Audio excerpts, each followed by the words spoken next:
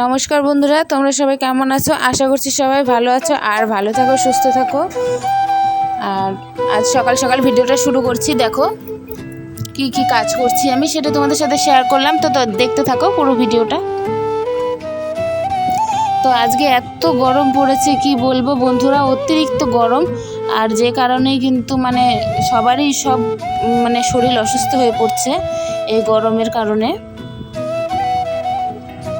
তো আমাদের এদিকে তো অনেক গরম পড়েছে।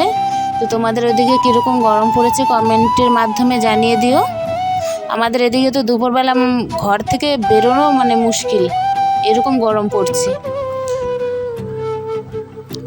তো যাই হোক, তো সকাল সকাল বসে পড়েছি আজকে বোতলগুলো নিয়ে, যে ট্যাপের জলটা ভরি, বোতলগুলো তো সপ্তাহে একদিন করে পরিষ্কার করি। তো কারণ একটু নোংরা হতে পরিষ্কার করলে পরে বেশি খাটনি করতে হয় না, যে কারণে সামান্য একটু নোংরা হতে হতে তো পরিষ্কার করে নিলে ভালো হয়। তো বোতলগুলো আজকে পরিষ্কার করছি।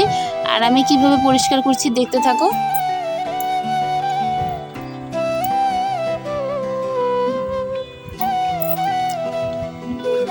তো আমি কিন্তু সামান্য একটু বালু নিয়েছি আর বালুর সাথে একটু নিরমা মিশিয়ে দিয়েছি। তারপরে কিন্তু আমি দুটো বোতলে ঢুকিয়ে নেব একটু একটু করে, আর হালকা জল দিয়ে দেব। তারপর কিন্তু ভালো করে ঝাঁকাতে হবে বোতলটা। ঝাঁকালে কিন্তু যে নোংরাটা বোতলে জমা হয়েছে সেটা কিন্তু পরিষ্কার হয়ে যাবে, খুব সুন্দরভাবে পরিষ্কার হয়ে যায়। তোমরা কিভাবে বোতল পরিষ্কার করো অবশ্যই জানাবে। আমি কিন্তু এভাবে পরিষ্কার করি। আর আমি কিন্তু দুটো বোতলেই কিন্তু আমি ভরেছি, বেশি বোতলে দেব না। আর এই দুটো বোতল যখন হয়ে যাবে তখন কিন্তু এই বোতলের আবার যে ভিতরে আমি দিয়েছি সেই জিনিসগুলো আমি প্রত্যেকটা বোতলে একটু একটু করে ঢালবো আর একটা একটা করে ক্লিন করে নেব।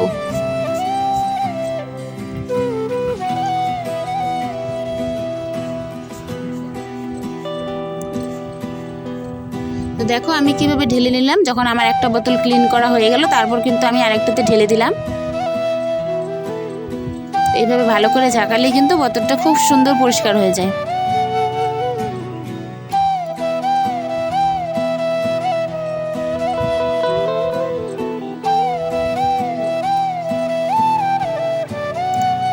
আর এইভাবে কিন্তু আমার সবগুলো বোতল পরিষ্কার করা হয়ে গেল।